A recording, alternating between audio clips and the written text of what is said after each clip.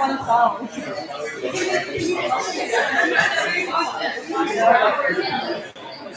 move it, tilt it up so you get some of the screen.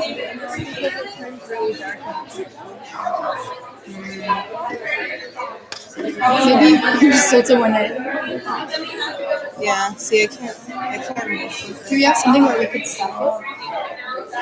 No, I think this is fine. Okay.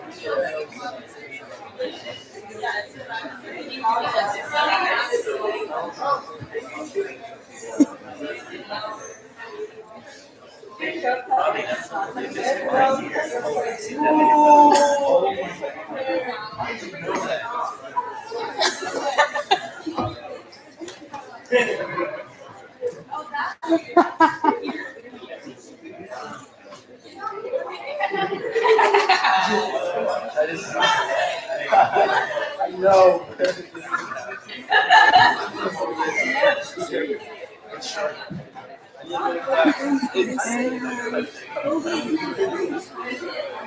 Yeah. I'm gonna be sponsored.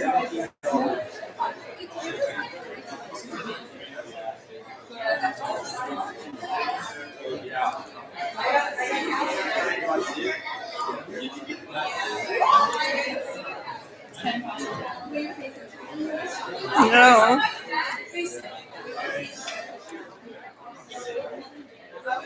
It is.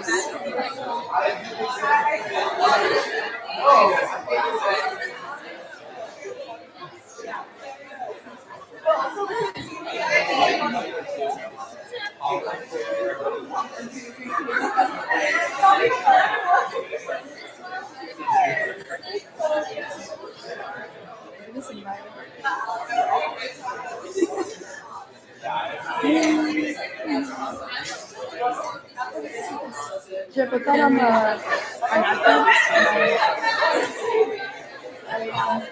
It's tilted.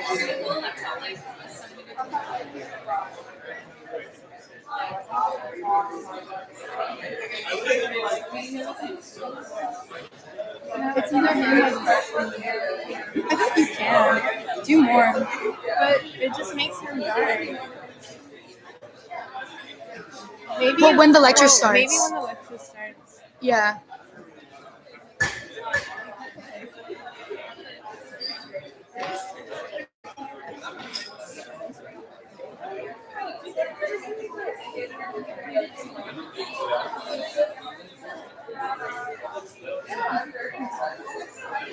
Can you do that on YouTube?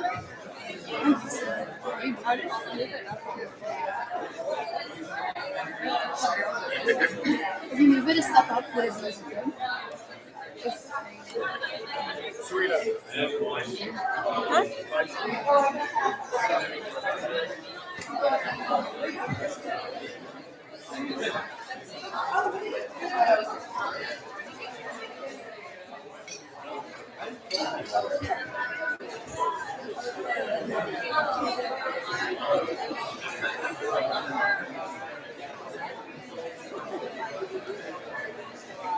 Should I put it online?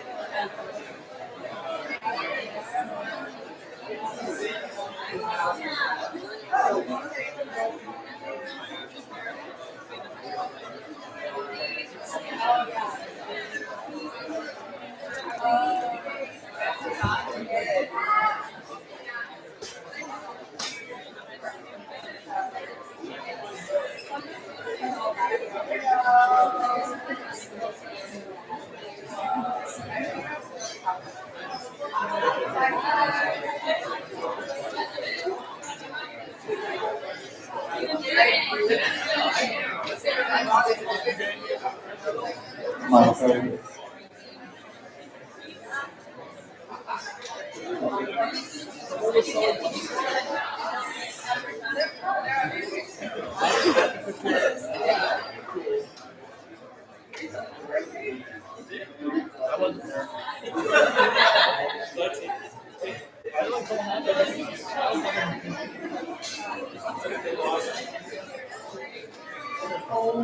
it wrong with you?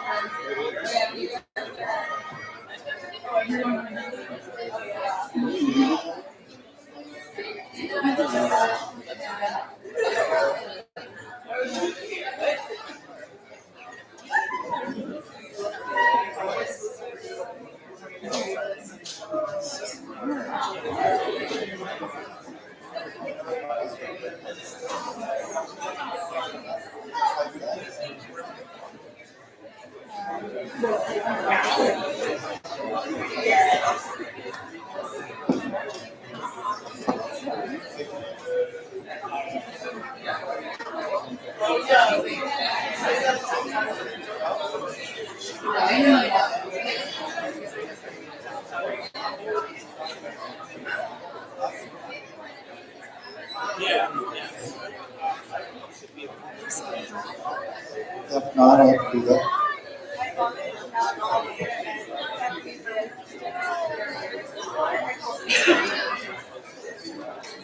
Live stream. What? See what Yankees fan? Yeah, Yankee fans crazy. He's a true fan.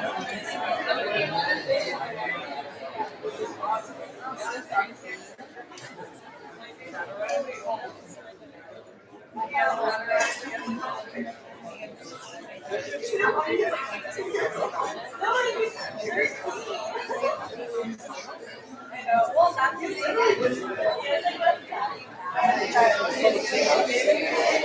didn't go. I guess I heard bye. It's kind of lifestyle.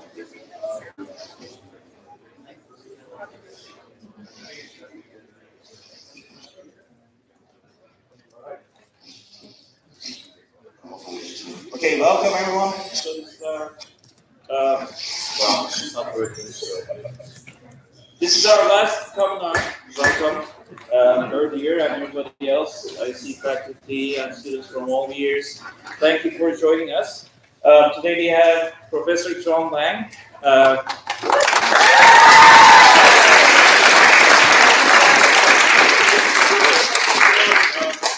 John has been teaching with us for 43 years now. 44. In 2 weeks, it's going to be 44 years. So I'll just give a very brief intro. John got his bachelor's degree in architecture from the University of Cincinnati. Got his master's of architecture from Stanford, and then PhD from the University of Pennsylvania. He has extensive practice experience around the country, from Chicago to California to New York. He's a registered architect, and he has taught at the University of Pennsylvania and Pratt Institute prior to coming to Cal Poly in 1976. And today he's delivering his last lecture. So please join me in welcoming John Lange.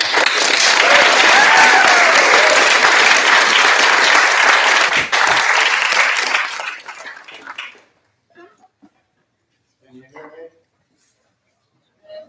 Good enough? Okay, I'm going to show you about 40 slides. And what it's going to be is some work from about 30 years ago. It's undated in my brain. But, it's the beginnings of architecture for me, in the sense that I came here, I had been at Penn, John was at Penn, Roykale was at Penn, Card was at Penn. There were some pretty interesting people there. And I came out of there after 3 years, and that's when I really started realizing what architecture could be, or as Conrad said, want to be. So I've been here 44 years since. I've had approximately 2,500 students. This is a lot in architecture. Must be at least 10% of the architects that graduated since I've been here in California. You have a license. And so at some point, I think it was after I got tenure by one vote, I said, well, I'm free. Thank you, Don Coburn. He's not here. Thank you, Don. And so I ran a pretty experimental studio, and I tried to apply some of the things I learned at Penn. I tried to learn to use my imagination to its fullest, and not be intimidated by circumstances or whatever. So the only way that you can really reason is when you start to reason on your own. So I know that right now you're not at that stage. I can see some people are. They'll go there, but hopefully you all go there. I wouldn't have stayed here for 44 years if I didn't feel free of all that stuff. So, first slide. So I don't know the date of that sketch, but it's I have about 330 by 40 boards. I probably could have 3,000, but I probably didn't have storage room for them, so I can already get to my office. But it's elements of calm. You see the circle and the square. It's elements of auriculae, the tensionette structure. It's elements of Coburn and Leonardo. They're all kind of slammed in there today. Those are the people that I've been influenced most by.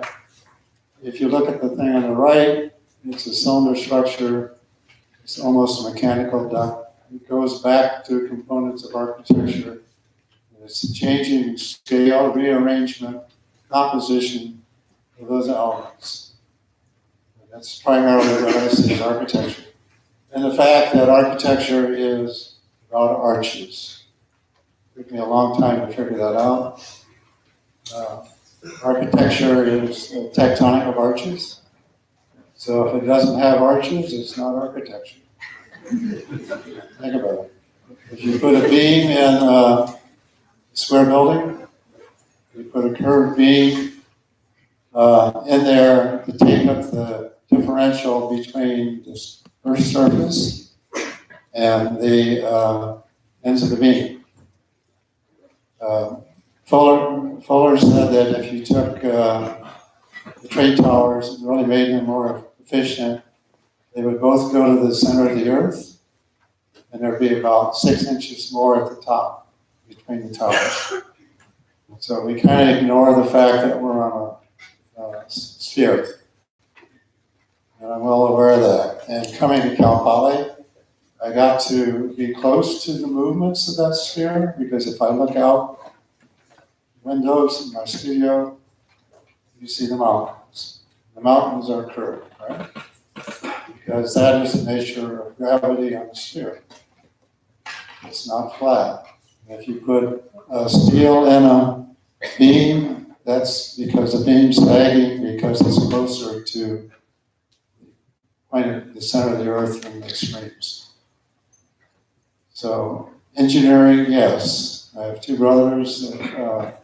One was a civil engineer, did shell structures. The other one's head of genetics at UCLA, mathematician. And my father was an engineer, and I grew up in engineering family.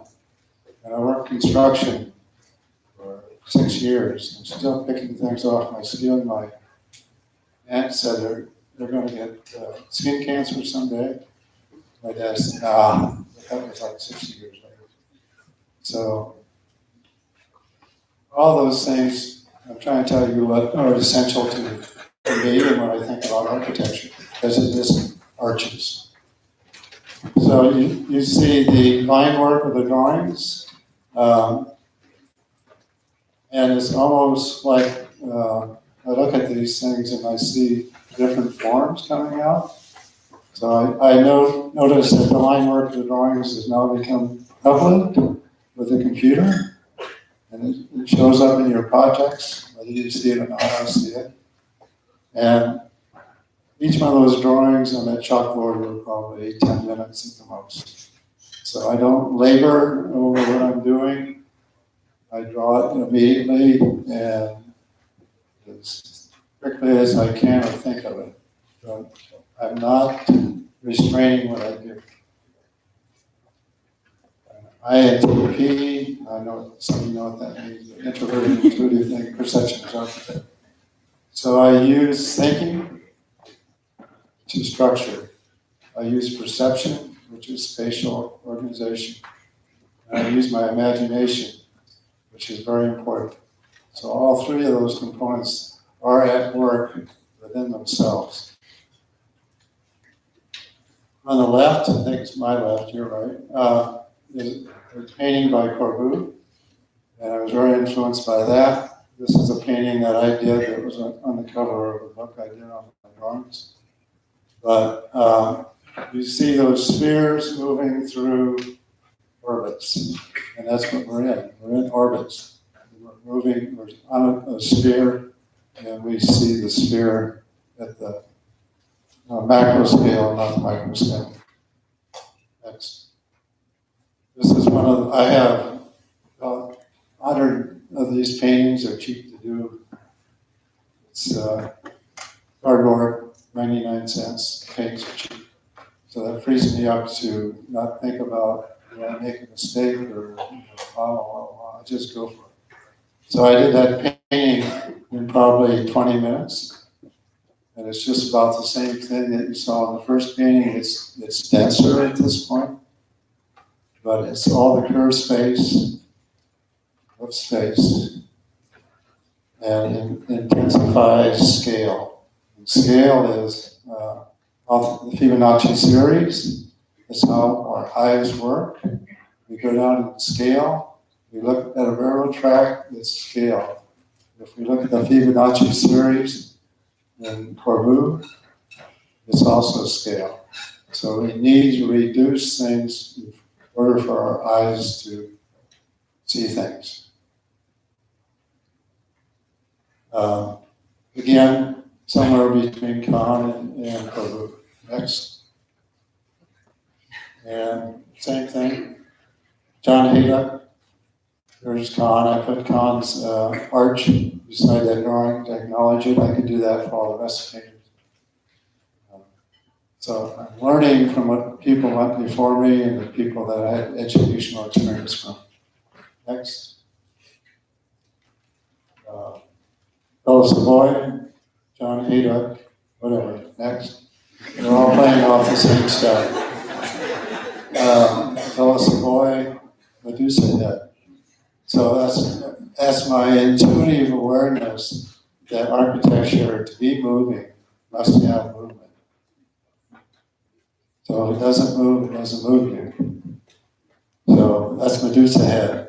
This is a sketch of what happens if I start distorting space out of a cylinder. We have a friend, Karen and I, who's a potter, and she makes pots like that. I've made a couple. And it's pottery. So it's a distortion of that round circle into almost 4 sections. So if you take spheres, here, here, here, here, the center of that is a black hole. And it distorts around those circles. And there's no pyramid that doesn't distort on the base. And so it should be like this. So there's no straight lines. Because over time there's erosion and it proves people that those straight lines aren't going to last. Okay, next. Just another experiment looking at trying to develop more sense of scale, which is very important, bringing it down in finer detail, making it more Fibonacci, and also shade and shadow. This is from the Valley, and I have some students who put my models and drawings in the show. They're Sacramento. And I had about 20 in there. It's probably the biggest show I've had. But you can see my sketch behind, and you can see the model. And I'm still building models. I build a lot of models. Because ultimately, that's how you see space structure. It's how you feel space structure. We have an opposable thumb that allows us to move things precisely. And we don't use it on the mouse. So our brain's not connected into that mouse as much as it is that pencil. There's another picture of it. Shade and shadow are very important because you get the sun coming in and you get the complexity of the shadows. So that doubles the depth perception of what you're doing. If there's no shade and shadow, there's no depth perception. If you can bring that down into smaller and smaller substructural groups, you get more Fibonacci series and more spatial impact with your eyes. If we had one eye, it wouldn't work.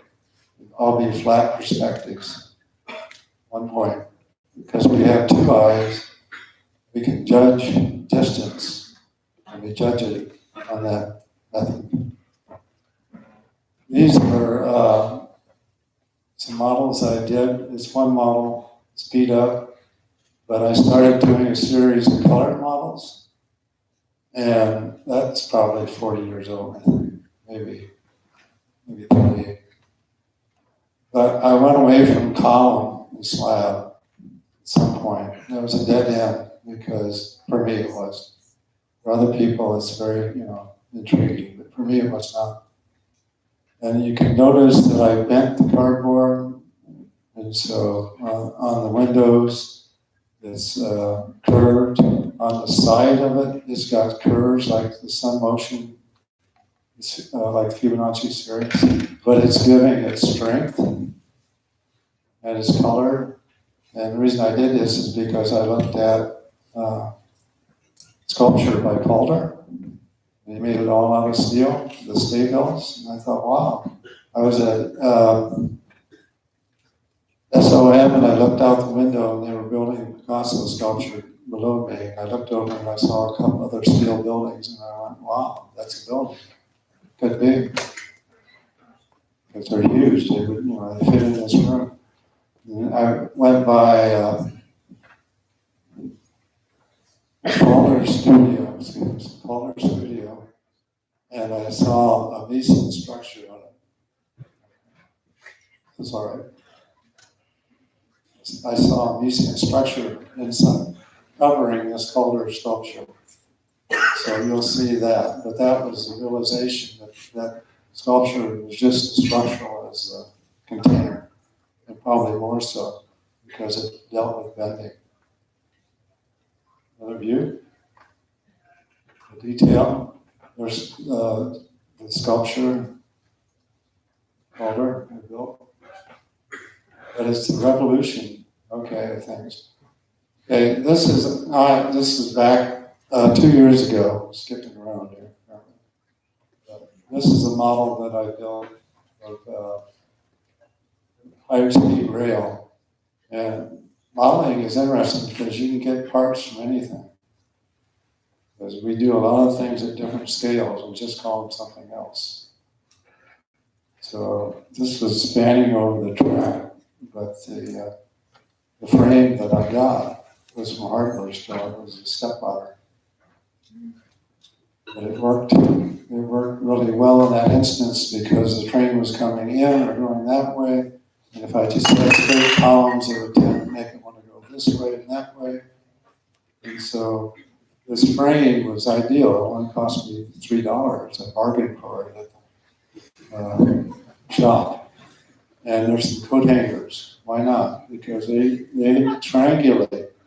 See the triangulations? So they're in there, but they're structural triangles. And then they go down and they hook. So, and then the top thing is a piece of irrigation pipe or something like that. And that allowed the lighting to go through the tube for the trains. And the other thing I picked off the floor was packing material. which made a great sunshade. So there's always these things at a different scale, like a wheel is a steering wheel, which is something else. It's just mechanisms that we put together. I looked at a sewing machine, and I looked at a printer the other day, and I went, wow, it's a sewing machine, right? Somebody looked at it and said, I could make a printer out of that. I just have to have another vertical direction in it. But you have to open your mind and look at what you're looking at. Don't categorize it. Just look at it. Okay, these are some models that were probably done 30 years ago. That's why they're black and white. It was a theater project. One student. All these projects are one student. It's always been one. Very seldom is it two. Because I couldn't stand it in an office if I had to work with other people. My son is really creative and he has that problem. I feel for him, but that's just what it is. So this is from Auriculae in a sense. It's got the spheres and the tension. And it's got rain pipes up there, but they look really good for buildings and spaces. And it floats over something. And I think that was probably the first time threw in the paint spray can itself. It's anything. It's a water tower, I think. This is another theater, different students, each one did their own. I don't tell them what to do.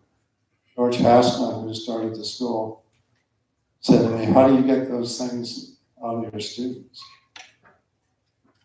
And I said, I let them do what they want to do. And he thought about it, he says, good idea. So when you're in my studio, you're on your own. I mean, it's hard for some people to get into it. After a while, they do. And it's, wait a second, there's a lot of freedom. This is another model.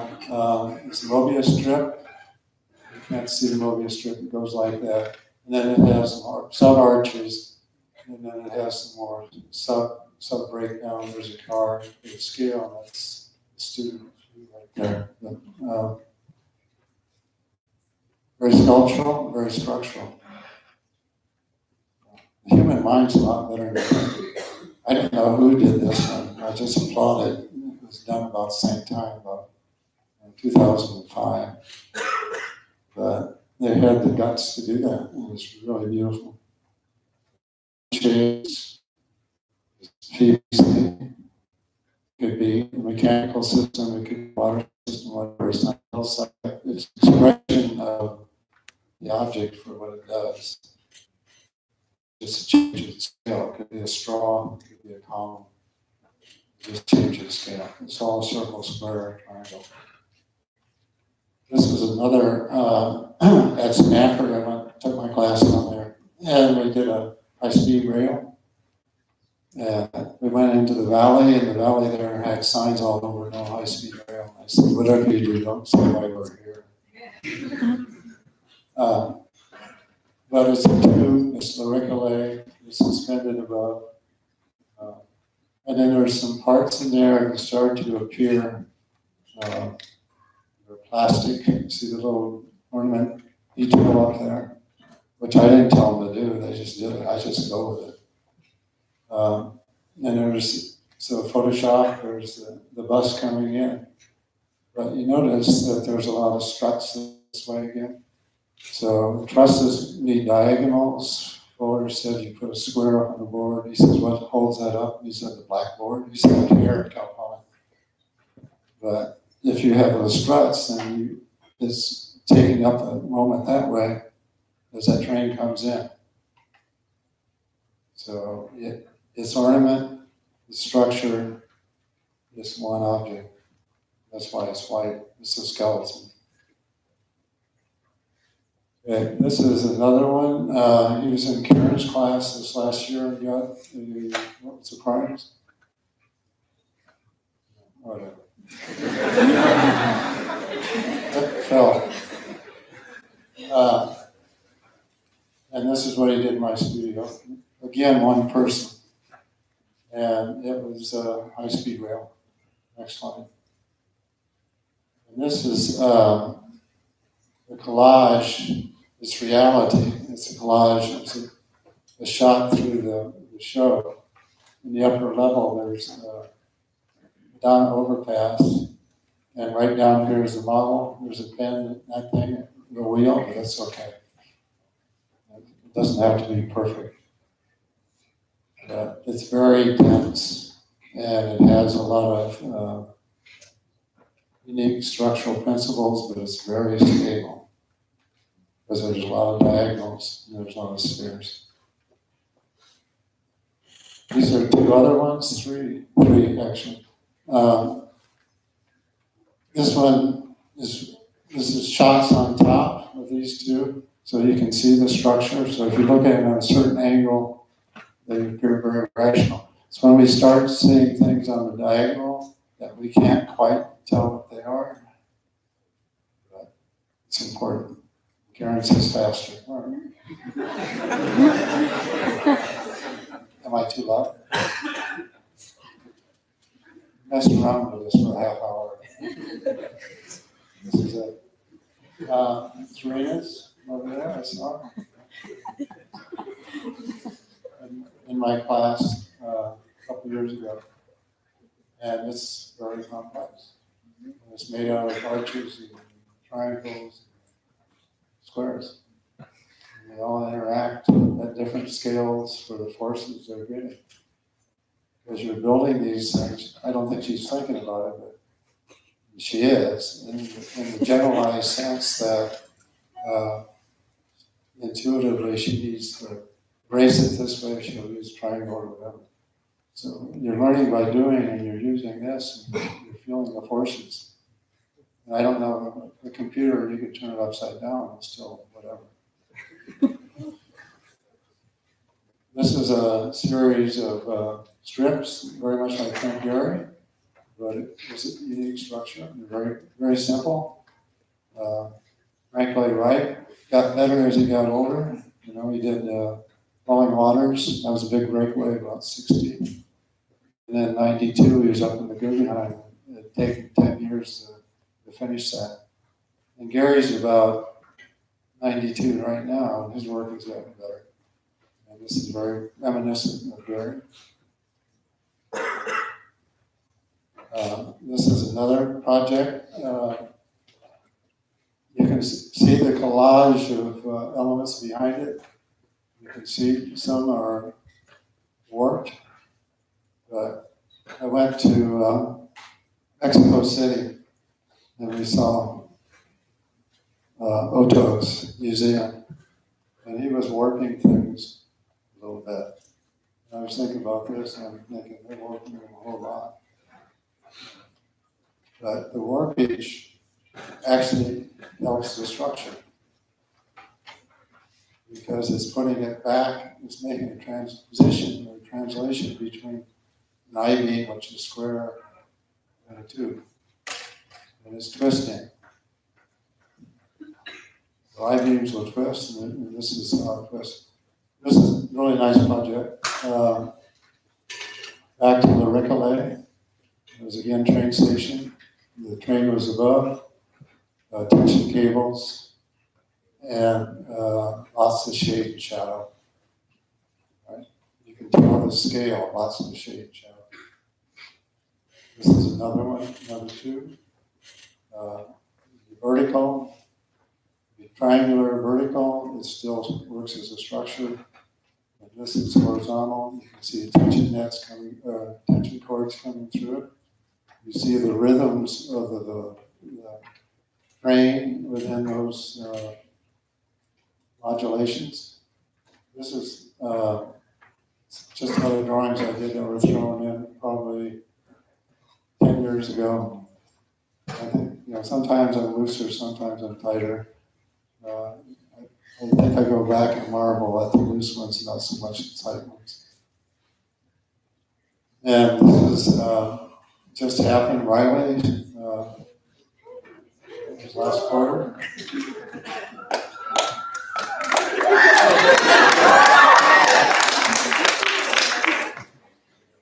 And so, now it's that. Who's an architect?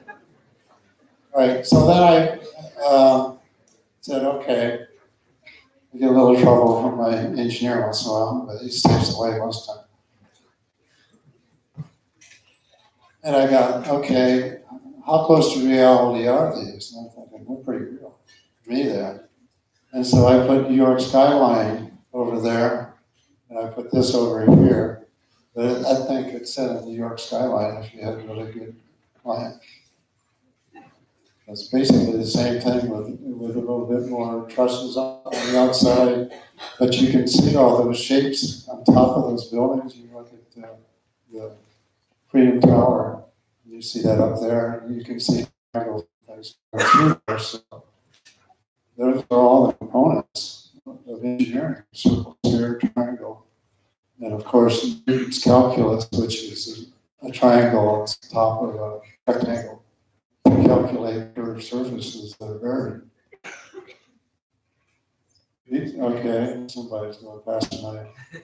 Some more projects in the current studio right now, and I told them to use, at that point, because I'd seen it before, I told them to use some of these computer parts, like Broadacre City, right? And so they all of a sudden, they start taking on scale, and it becomes things like restaurants, whatever, or just what they are, mechanical boards.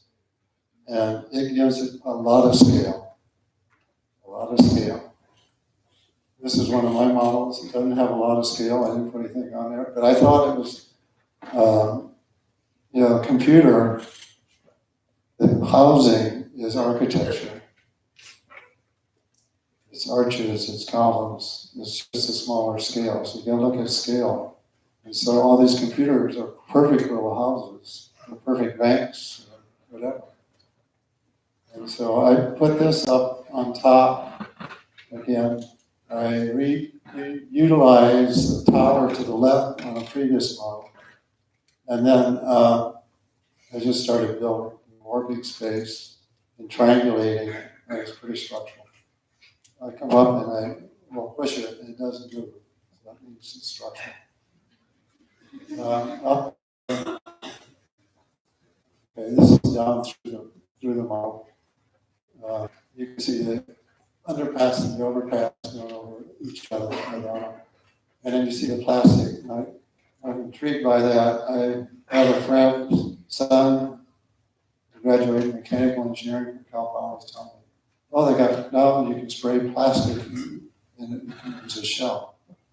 I said, well, okay, that's beautiful. I don't know if that's structural yet, but it could be. I started to just figure out if I just hot glue the plastic to the structure, it's pretty tight. This is more. It's Disneyland, but it's Uricale would have been happy, I think, because I owe a lot to him from that whole studio situation. All right, now we're into Langeville here. So all those drawings got me to this place. And this is this last year. It's pretty amazing when you just start synthesizing. So those are shell structures. I did them on the computer. So I used Rhino, and then before that I used SketchUp. Before that I did one before Form Z. And I probably have 100 drawings on each one of those. Because it's just once I understand it, then I can use it, and I can use it repetitively. So it is learned by doing. I'm still learning. I'm still doing. But they're all shells, and on the computer, and they took me 5 minutes. And why? reason is because and this one's flat down here so you can see into it better. The reason is because I did all those drawings I showed you at the beginning, all those freehand drawings. So I went, and I went over to the computer, and I took hit curve, and I hit freehand, right, down through. And I had the grid, and I just started.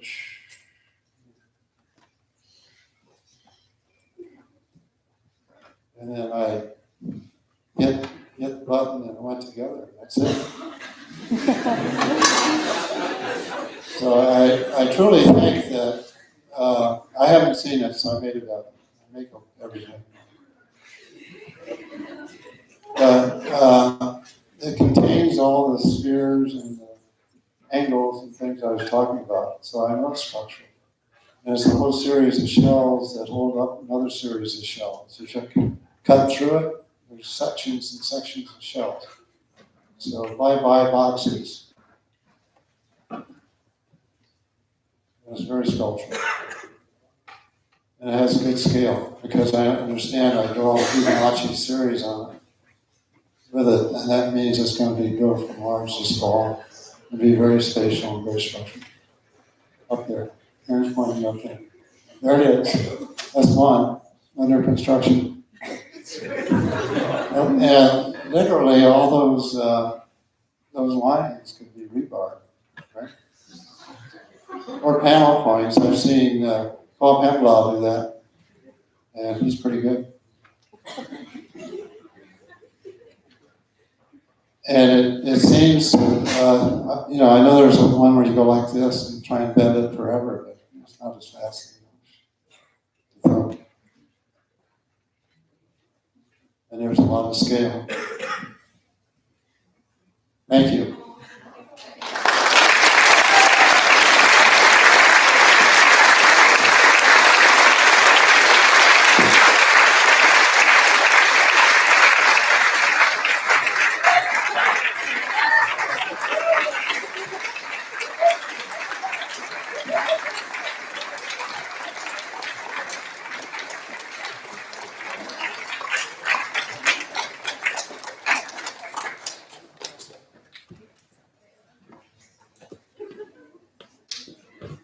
Okay, I don't know how much time we have. Is this still on? Yes? Yes. Good thing it's on. Sorry. I don't know. Do you have a class next? No, I got you.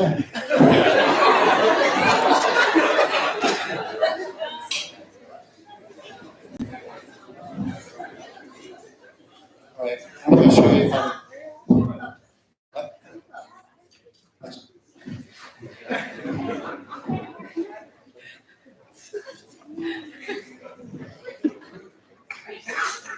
I'm going to show you how to do this. I think I did at some point, but I could tell nobody.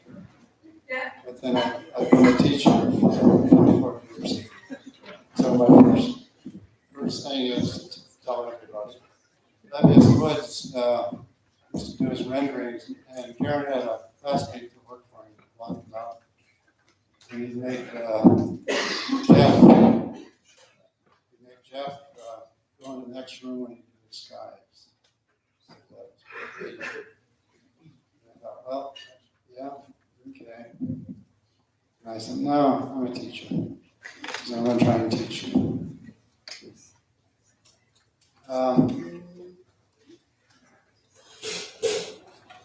Is this on? So,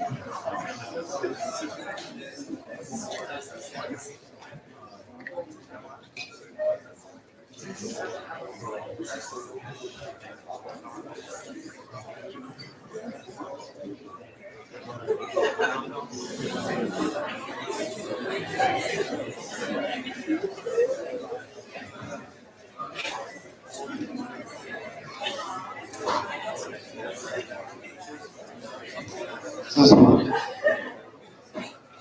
It's going to take longer to set it up, hopefully, than it takes me to draw it.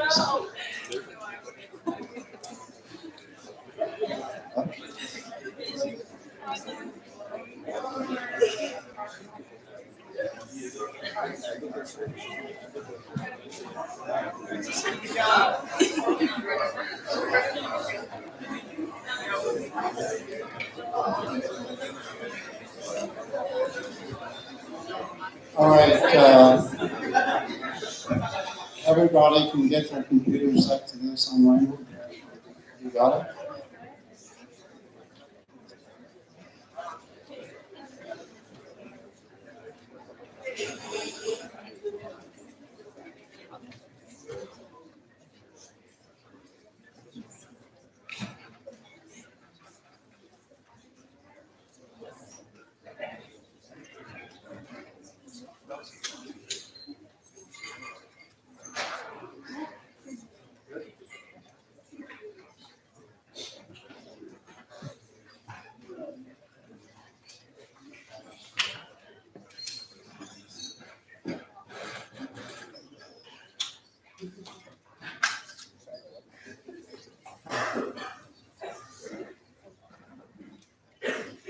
All right, go to curve, freeform, and then down to sketch.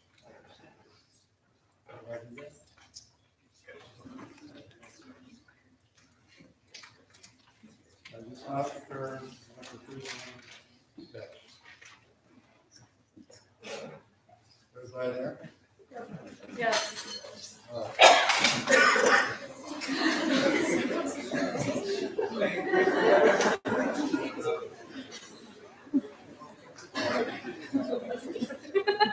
You don't have to do it that way. I'm just showing off. It's just-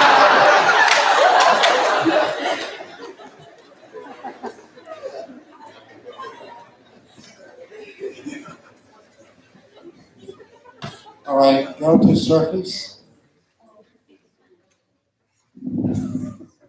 Sweep one rail.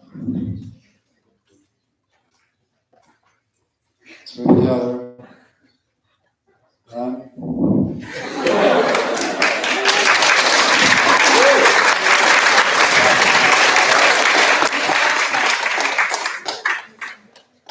And sometimes they're temperamental. Okay.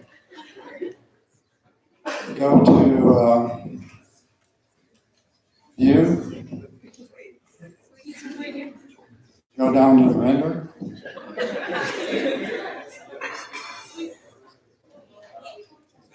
The mouse hit the wall there. Go to render. The blue button.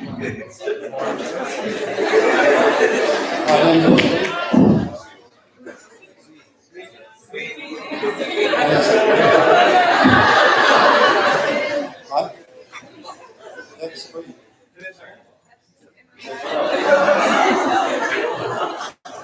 Usually it's not something. Oh, yeah. Oh, no.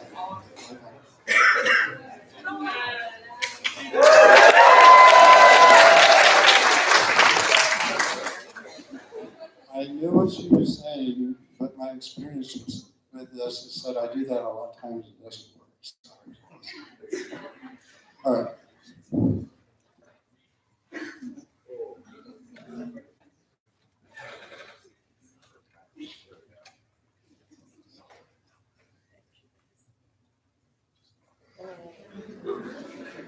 All right. This is one.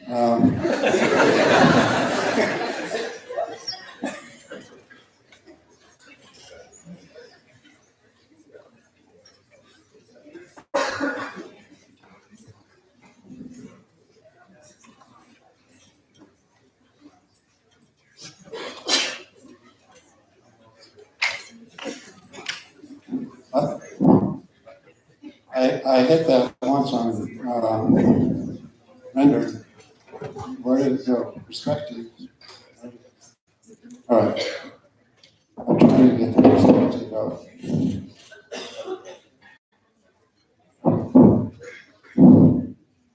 Sometimes it takes more than 5 minutes, but it's simple. All right. If I want to, then I can go over to sphere. Put sphere in there.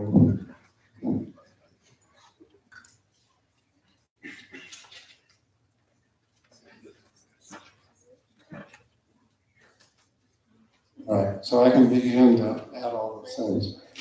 The other thing I figured out is if I go up here and I go through the process again,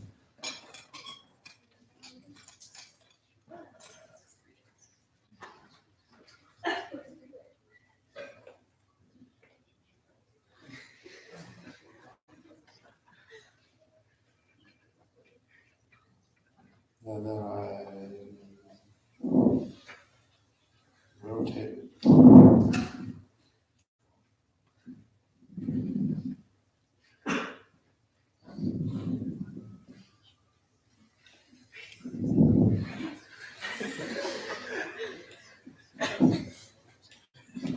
Who knows where that's at?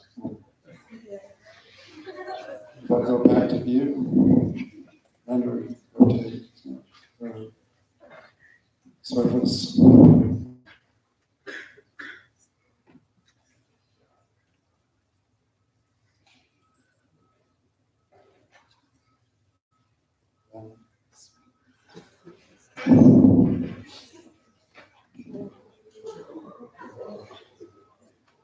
For some reason, it goes from that to that. I didn't figure that out yet.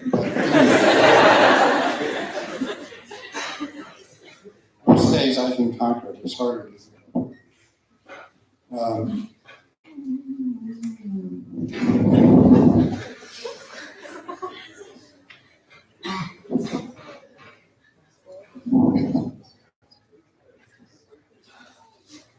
Anyway, and then the shadows.